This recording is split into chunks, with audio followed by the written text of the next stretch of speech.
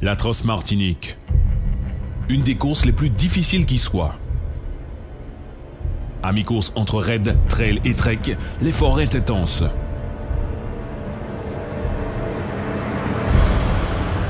Plus de 200 adeptes de la course en nature parcourront 161 km de Grand-Rivière à Sainte-Anne, sans oublier les 6750 mètres de dénivelé positif.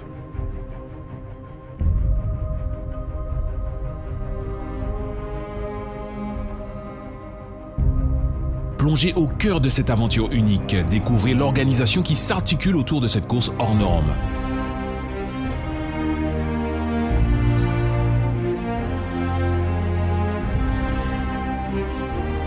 Accrochez-vous, c'est parti.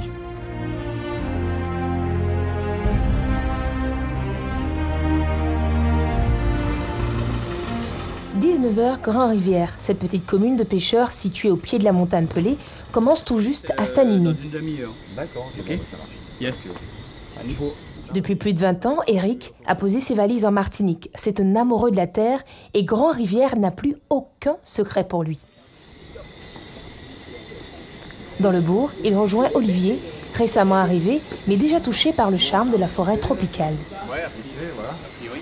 Bon, juste un petit débrief. Sur le circuit. Ce qui est important pour nous, en fait,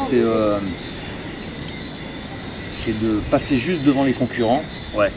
Au cas où il y ait un problème de balisage. Bénévoles et passionnés, ces deux hommes de l'ombre veillent au grain. Ce sont les ouvreurs de la course. Mon rôle, en fait, c'est de partir avec mon coéquipier devant les concurrents pour être sûr et vérifier en fait, que tout ce qui est balisage et sentier n'est pas subi de changement entre le moment où les baliseurs ont équipé le sentier et le moment où les concurrents vont passer en fait. L'heure n'est pas à la plaisanterie, mais plutôt à la préparation. Gérard Hillion, président du club Manicou, n'hésite pas un seul instant à mettre la main à la pâte. Tout doit être fin prêt avant le départ. Ça va bien, on est un petit peu à la bourre, tu vois, je ne suis pas changé. Je suis pas encore ma tenue d'apparat, mais ça viendra. Et puis, sinon, sur les meilleurs auspices, il fait beau. La météo nous gratifie d'un superbe temps. Donc, ça me permet déjà d'être relativement serein. Et j'avoue... Il manque un bout.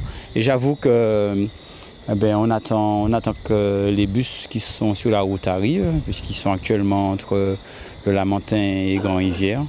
Donc ils arrivent dans 3/4 d'heure à peu près au moment où on va partager le plat de l'amitié. Nous embarquons avec nos ouvreurs, direction la maison de l'amitié. Les ouvreurs sont à peine arrivés qu'un klaxon retentit. Les trailers sont là. Les bus les transportant ou clignotant envahissent le parterre. L'effervescence débute, débarquement immédiat, récupération des sacs et pactage. Après un long trajet, les compétiteurs prennent leur quartier où un bon repas chaud aux saveurs locales les attend. Marilyn et son équipe sont sur le pied de guerre. Le coup de feu a retenti et le service peut donc commencer. Ce soir, elles ont un brin de fierté à contribuer à la bonne forme des sportifs. On a commencé la veille à faire les préparatifs et on a terminé aujourd'hui vers 17h. Pour certains participants, le désenchantement est total, voire brutal. Entre rallongement de la course et conditions météo, la souffrance semble vouloir pointer du nez à l'horizon et la ligne d'arrivée encore très loin. On voulait partir à La Réunion, faire la diagonale des Fous. Et puis en fait on s'est dit on va faire une distance un peu plus courte. Donc comme la Transmartinique faisait que 133 km, on s'est inscrit. Et puis voilà, elle fait 160. J'ai un peu peur de l'inconnu parce que j'ai jamais fait plus de 80 km. Et avec les conditions climatiques, voilà. Donc j'ai un peu peur là en fait, surtout du début. Motivé, envie d'aller au bout. Et puis peu importe le temps, essayer de. Je sais qu'il va y avoir des douleurs, que ce soit même des douleurs mentales ou physiques, mais au moins aller au bout, quoi. J'ai l'habitude de faire beaucoup de sport, mais j'ai du mal à me tenir à un plan d'entraînement rigoureux, mais j'ai fait quand même.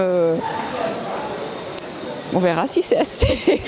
Au final, que l'on soit homme ou femme, la Transmartinique se définit comme une passion commune. C'était un beau sport. Folie, magnifique. Grand défi. Aventure. Un nouveau challenge. Un défi. La découverte. J'y vais de toute façon, là, on peut plus reculer.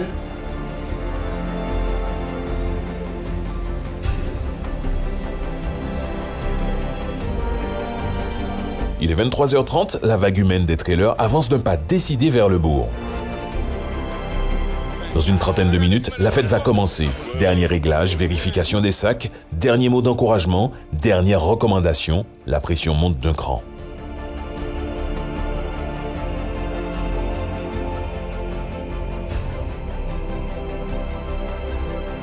On aperçoit maintenant les ténors, les mapipis de cette course qui dégagent un optimisme commun. Les concurrents confiants malgré le temps très humide de ces derniers jours ont un bon moral et sont déterminés à affronter les obstacles. Il va y avoir beaucoup, oui, beaucoup de sport pour cette nouvelle édition. Je pars positive, je suis bien préparé. De toute façon, on n'aborde pas ce genre de course sans une bonne préparation. Puis on verra ce que ça va donner. Je suis assez impatient de partir et puis bon, détendu, relax. C'est la dernière sortie de l'année, la dernière épreuve, on va dire. Décontracté et essayer d'en profiter au maximum et d'aller au bout de cette belle aventure. J'ai hâte de partir parce qu'en fait, le fait d'attendre, ça me casse les jambes. Donc une fois que je suis parti, au moins les jambes, ça va dérouler et puis au moral. Hein. Top départ, c'est parti pour 2 jours de course intense. Première mise en jambe dans les rues de Grand-Rivière pour les sportifs. Ils passeront par là, puis aussi par ici. Ils se faufilent et encore par là, dans tous les coins et recoins du bourg, avant d'aborder le premier dénivelé et se fondre dans la forêt. Souffler, grimper, avancer. Et attention au visage crispé, on garde le sourire, vous êtes filmé. Très vite, les aventuriers gagnent un repère de référence, la maison du moine, puis un second, le Morne Makuba, point culminant qui demande un effort constant des trailers. Un brouillard épais tapisse le moindre centimètre, il faut donc redoubler de vigilance, la visibilité est quasiment nulle et corse à la fois le travail des ouvreurs et des pointeurs.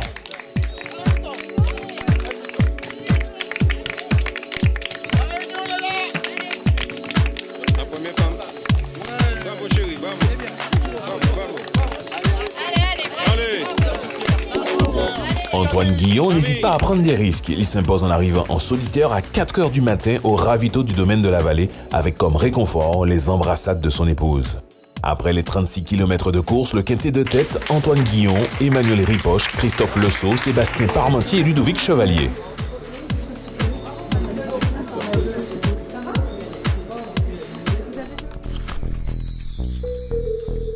Pluie, boue, c'est le terrain de prédilection de tout raider qui se respecte. Il est 6 h 55, quelque part en plein cœur de la forêt grosmornaise. Le chemin est rendu difficile par la pluie. La traversée de la rivière du Lorrain devient périlleuse.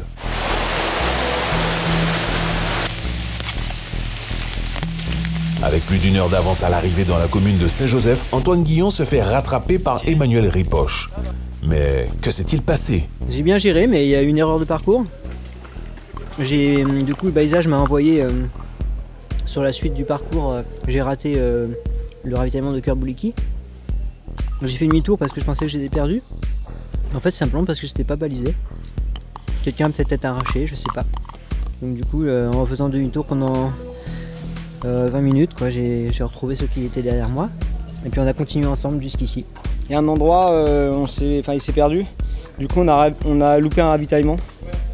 Donc c'est pour ça que je prends mon temps, parce que je suis un peu sec. Parce que, donc voilà, donc là on va prendre son temps. Antoine il va reprendre son petit train, il va reprendre sa place. Moi je vais faire ma petite course tranquille. Après la fraîcheur du nord, les traces boueuses, un passage sur le bitume pour retrouver à nouveau les pentes escarpées de roches carrées.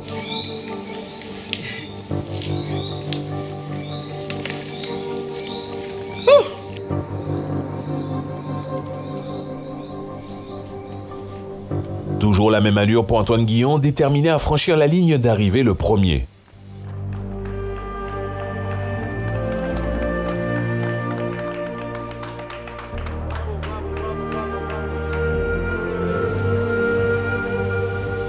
Ripoche et Parmentier, les jambes lourdes, parviennent au ravito avec moins de fraîcheur.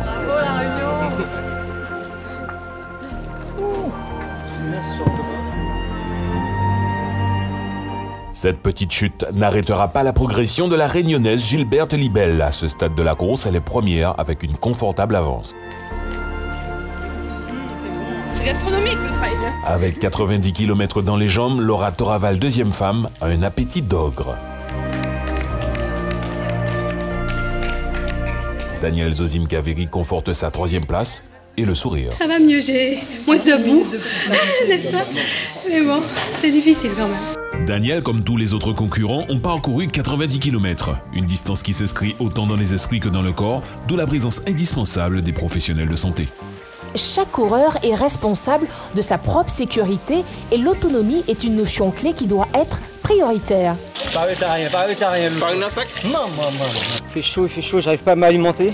Mais comme ça fait après leur apparition? Là, il fait vraiment chaud, lourd.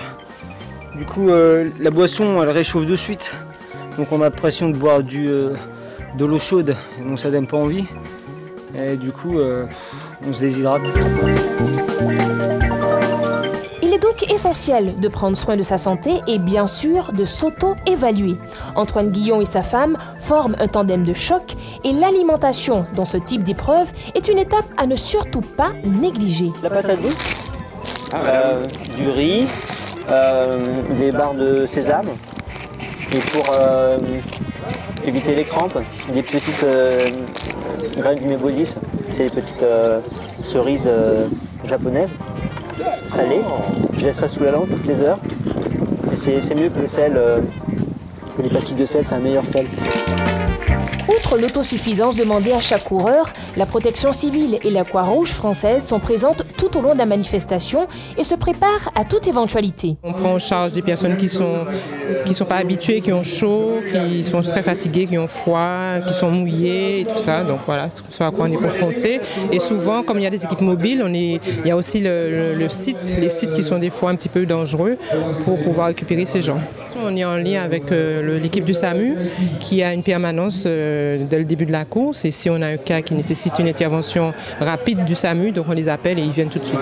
Il y a encore quand même ça fait un sillon quoi. Sillon, crevasse, petit bobo. Les podologues ont un rôle essentiel auprès des coureurs, sans quoi ils n'iraient pas très loin.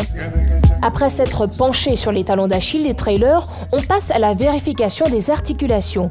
Main de fer dans un gant de velours, masser, craquer, tourner, palper. Ouille. Daniel, l'un des kinésithérapeutes, ne se montre pas très tendre. On va essayer de détoxiner un peu tout ce qu'il a pris et emmagasiné, on va dire, sur sa course.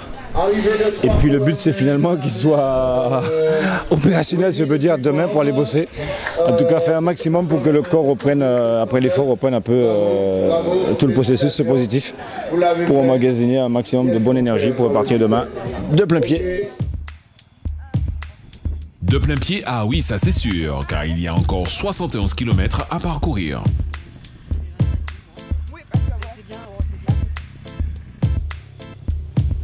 La montagne du Vauclin demeure la dernière difficulté de la Transmartinique. Avec 3 victoires sur cette course, ce parcours n'a plus aucun secret pour le champion. Il est réglé comme un métronome.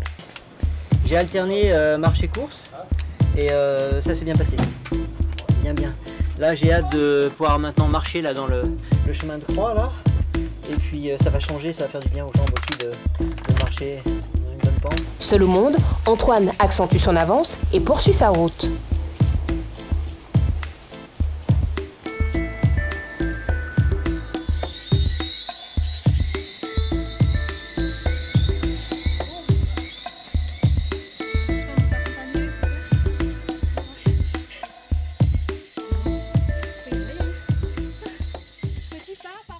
À 9 km de l'arrivée, les foulées moins légères, les mollets endurcis par la fatigue, grâce à son moral, il parvient à franchir la ligne d'arrivée en 21h15 minutes et 34 secondes.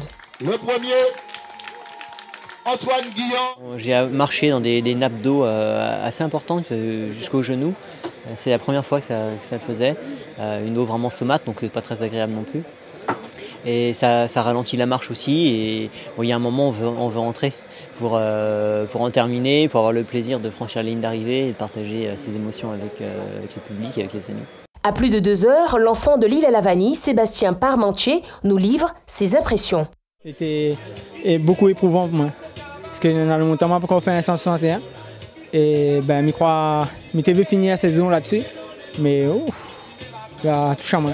La 3e place est pour Emmanuel Ripoche. On savait que c'est milieu tropical, donc on sait que c'est dur avec la pluie, mais les travailleurs, on doit s'attendre à tout, quoi.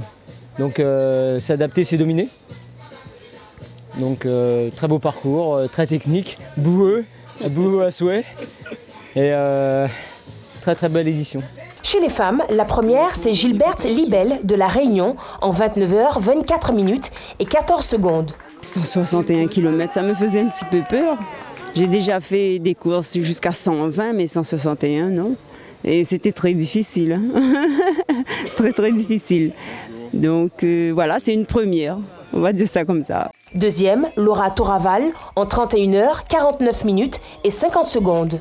Globalement, très bien. Jamais de moment de gros mou, sauf à la fin où je dormais debout en fait. Donc bon, c'est pas mal aux jambes, c'est pas mal au ventre, mais je dormais debout. Donc je voulais pas m'arrêter 2 heures pour faire une sieste complète parce que je sentais que j'étais bien classée. Donc j'ai fait des micro-siestes de 10 minutes qui ont moyennement marché. Et après, bon, quand le jour est revenu, là, j'ai retrouvé la pêche. Et la troisième place pour Daniel Zozim Cavery en 32 h 11 minutes et 42 secondes. Je suis fatiguée là, je suis euphorique, donc ça va. Mais bon après, il faut la gérer. Mais je suis contente, 161 km, c'était difficile, il y avait beaucoup de boue.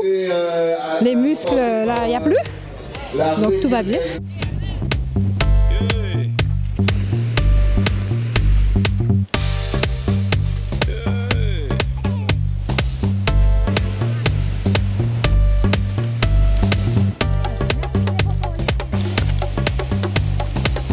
La Transmartinique s'affiche désormais comme un rendez-vous incontournable, avec un public venu nombreux encourager les trailers.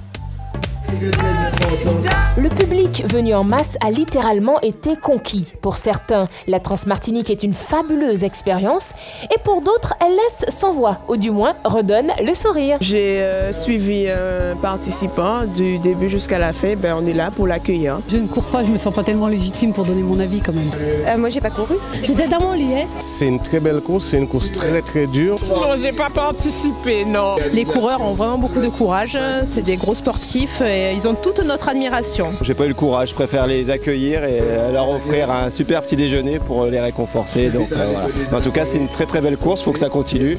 Et peut-être que l'année prochaine, j'y participerai. Pas toi, Matt, j'ai bien aimé, ça s'est très bien passé. Cette aventure touche quasiment à sa fin, mais comment ne pas faire un clin d'œil à un des piliers de ce grand événement sportif, Monsieur Alain Lutobi, alias l'homme le plus rapide. J'avais mis grosso modo 6 mois pour me préparer, donc ça a été très très très difficile.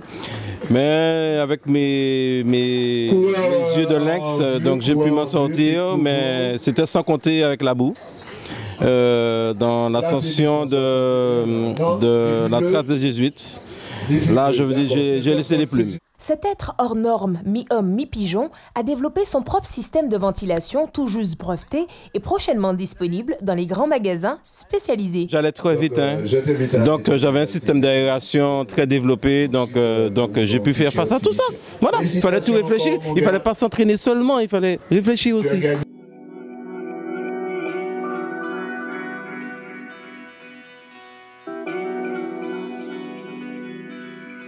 Cette année, la Transmartinique a été le grand rendez-vous de fin de saison du championnat d'Ultra Trail qui a réuni plus de 200 participants.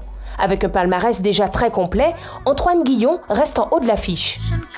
Suite à sa victoire à Hong Kong sur le trail de Tai Mo Shan, l'homme qui a dominé cette course se conforte dans sa position de vainqueur, quels que soient les océans. Le défi bleu, qui a battu les records de participation, et le Trail des Caps ont aussi livré un spectacle magnifique entre les concurrents. C'est ainsi que s'achève cette 7e édition d'Ultra Trail.